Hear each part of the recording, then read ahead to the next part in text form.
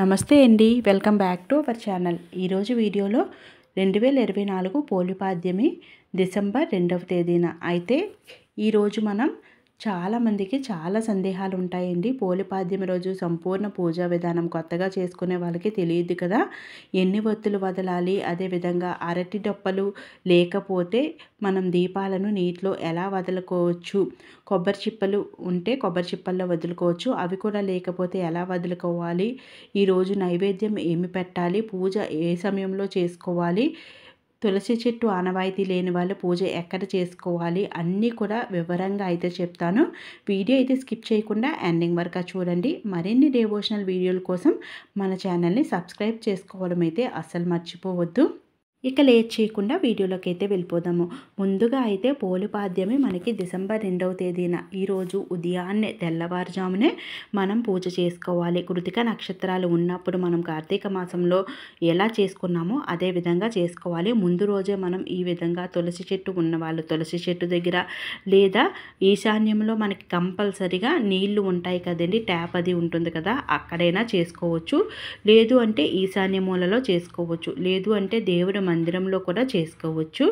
ఇలా మనకి అనువును బట్టి అంటే మనకి ఏది అయితే అక్కడ చేసుకోవచ్చు. లేదా గుడికి వెళ్ళి గుడిలో కూడా మనం ఇలా దీపాలని కోనేరు ఉంటుంది కదా, అక్కడ కూడా వదులుకోవచ్చు. సముద్రము నదులు ఇలా ఉంటే అక్కడైనా వదులుకోవచ్చు.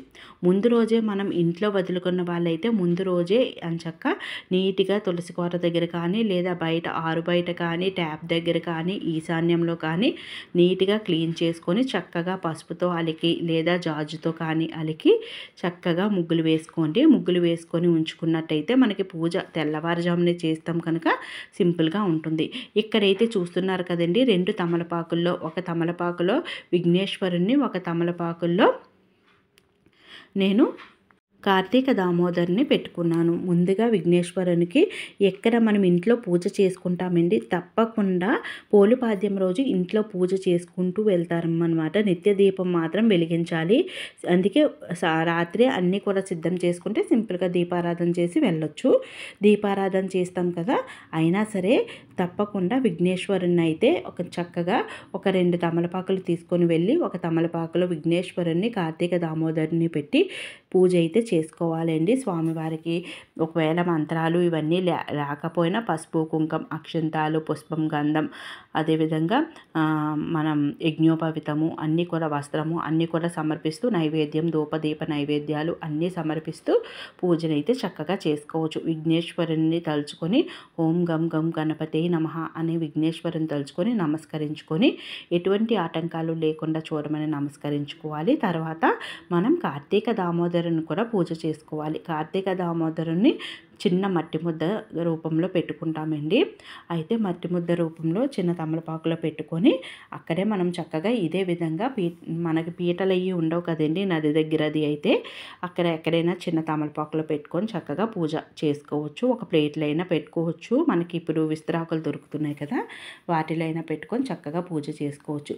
పూజ అయిన తర్వాత స్వామివారికి ధూపదీప నైవేద్యాలు అన్నీ సమర్పించాలి. విఘ్నేశ్వరుని పూజ ఎలా చేస్తామో అదే విధంగా చేసుకొని మంగళహారతి ఇచ్చి ఇప్పుడు మనం నదిలో దీపాలకైతే వెలిగించాలండి. నేనైతే తులసి కోట దగ్గర చేస్తున్నాను కనుక అమ్మవారికి కూడా పసుపు కుంకాలు సమర్పించాను ఇంట్లోనే కనుక. అదే మీరు నది దగ్గర కానీ ఎక్కడైనా చేసినట్టయితే గుడిలో కానీ చిటికడి పసుపు కుంకం సమర్పిస్తే సరిపోతుంది. ఇలా చక్కగా మీరు ఎక్కడైతే దీపాలు వదలాలనుకుంటున్నారో అక్కడ ముగ్గు వేసి ముగ్గు పైన ప్లేట్ పెట్టుకోండి. అది ఇత్తడిది అయితే మంచిదండి. ఒకవేళ ఇత్తడిది లేకపోతే మట్టి దాంట్లో అయినా మనం వదులుకోవచ్చు. ఇలా మంగళకరంగా మనం అంటే అమ్మవారిగా గంగా నదిగా మనం భావిస్తాం కదా, అందుకని ఆ ప్లేట్కి చుట్టూ పసుపు కుంకంతో అందంగా అలంకరించుకోండి. అదే మనం నదిలో కానీ లేదా మనం సముద్రంలో కానీ ఎక్కడైనా వదిలినట్టయితే మీరు అక్కడ ఏం చేయాలంటే మీరు చక్కగా పసుపు కుంకుమ అక్షంతాలు ఇవన్నీ కూడా గంగాదేవికి సమర్పించాలి. అదే మనం ఇలా పెట్టుకుంటున్నాం కనుక ఇదే నదినిగా భావించి మనం ఇలా చేసి మనం ఒక మంత్రం అయితే ఇక్కడ చదవలసి ఉంటుందండి. గంగాచాయ యమునాచాయ గోదావరి సరస్వతి నర్మదా సింధు కావేరి జలేస్మిం సన్నిధం కురు. ఈ మంత్రం చదివితే అన్ని నదులు కూడా ఈ పాత్రలోకి ప్రవేశిస్తాయి అంటారండి. అందువల్ల ఈ మంత్రాన్ని చదువుకొని చక్కగా పసుపు, కుంకం, అక్షంతాలు, పుష్పాలు అన్నీ వేసుకోండి. అదే ఒకవేళ ఈ మంత్రం రాకపోతే గంగాదేవిని, మీకు ఏ నదుల పేర్లు వస్తే ఆ నదుల్ని మనం చక్కగా ఆవాహన చేసుకోండి. చక్కగా ఆ నదుల పేర్లు తలుచుకొని నీటిని కదపండి 3 సార్లు. ఇక్కడైతే నేను అలా చేసిన తర్వాత ఒక చిన్నది ఒక విగ్రహం నా దగ్గర శివయ్యది ఉంటుందండి. ఎప్పుడు ప్రతి సంవత్సరం కూడా నేను పూజ చేస్తున్న ప్రతి సంవత్సరం పోలిపాద్యమి నేను పెళ్ళైన కానీ చేస్తూ ఉంటానండి. ఇప్పుడు తప్పకుండా ఈ శివయ్య విగ్రహం అయితే నా దగ్గర ఉంటుంది. ఇదే పెడుతూ ఉంటానన్నమాట. మీరు వీడియోస్లో కూడా చూస్తే మీకు అర్థమవుతుంది. ఇలా విగ్రహాన్ని అయితే పెట్టుకున్నాను. ఇలా పెట్టుకోవడం వల్ల చిన్న కోనేరులా ఉంటుందండి. చాలా బాగుంటుంది. చుట్టూ అయితే ఒక 5 దీపాలు కుంభవత్తులు వేశాను. కుంభవత్తులు అయితే ఒక్కొక్కటి సరిపోతుంది. ఇక్కడ మీరు అరటిదొప్పల్లోనే కాదండి, ఉసిరి దీపాలు, మట్టి ప్రమిదలు ఏవైనా వెలిగించుకోవచ్చు. ఇక్కడైతే 33 వత్తులు వేసుకున్నాను. అంటే 33 అంటే 31 వత్తు నెలకండి, 2 వత్తులు గంగాదేవికి, వినాయకునికి దామోదరునికి ఎలాగా వెలిగించాం కదండి, 33 వెలిగిస్తే సరిపోతుంది. లేదండి మేము 35 వెలిగిస్తాము అంటే వినాయకుడికి 2, గంగమ్మకి 2, 31 అవి. అలా మీ ఆనవాయితీని బట్టి మీరు వెలిగించుకోవచ్చండి. తర్వాత వడపప్పు చలివిడ నివేదించాలి. 33 వత్తులు వేసిన తర్వాత ఆ అరటి దప్పలో కొంచెం చిటికెడు పసుపు, చిటికెడు కుంకుమ, ఒక పుష్పము, 2 అక్షంతాలు, కొంచెం వడపప్పు చలివిడ చిన్న వేయాలండి. ఎందుకంటే దప్పలు పైకి తేలాలి కదా, ఎక్కువ వేయకూడదు. వేసిన తర్వాత ఇక్కడ కూర్చొని చక్కగా మీరు కథని, పోలిపాద్యమి కథ ఉంటుందండి, చాలా బాగుంటుంది. నెక్స్ట్ వీడియోస్లో అయితే అప్లోడ్ చేస్తాను. ఆ కథను చదువుకొని స్వామి అమ్మవార్లకి చక్కగా నమస్కరించుకోవాలి. ఇలా నమస్కరించుకున్న తర్వాత ఈరోజు అయితే నాన్ వెజ్ తినకూడదండి. ఈరోజు ఒక్కరోజు ఉంటే సరిపోతుంది. ఈరోజు చాలామంది ఇంట్లో పులిహోర, పరమాన్నము, బూర్లు అన్నీ చేసి చక్కగా పూజ అయితే చేసుకుంటారు ఇంట్లోనే. చాలా బాగుంటుంది పండగ వాతావరణంతో. ఇలా చేసుకోండి చక్కగాన, మీ ఆనవాయితీని అనుసరిస్తూ చేసుకోండి.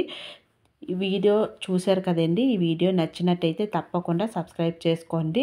ఇంకా ఏమైనా సందేహాలు ఉన్నా సరే వెంటనే అడగండి, వెంటనే రిప్లై అయితే ఇస్తాను. మన సబ్స్క్రైబర్స్కి అయితే తెలుసు, మీరు అడిగిన వెంటనే నేను కామెంట్ చూస్తే వెంటనే రిప్లై అయితే ఇస్తాను.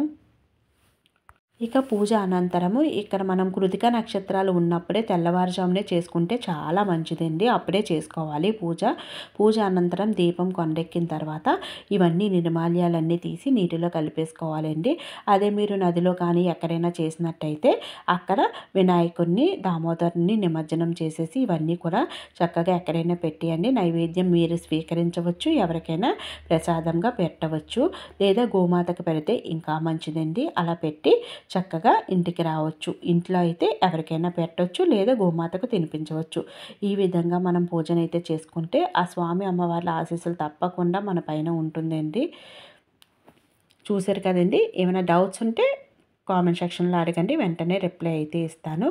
మరొక చక్కటి వీడియోతో మళ్ళీ కలుద్దాము. మనకి మార్గశిర మాసం కూడా వచ్చేస్తుందండి. పోలిపాద్యమి కథ తర్వాత మార్గశిర మాసం వీడియోస్ అయితే అప్లోడ్ చేస్తాను. Thanks for watching this video.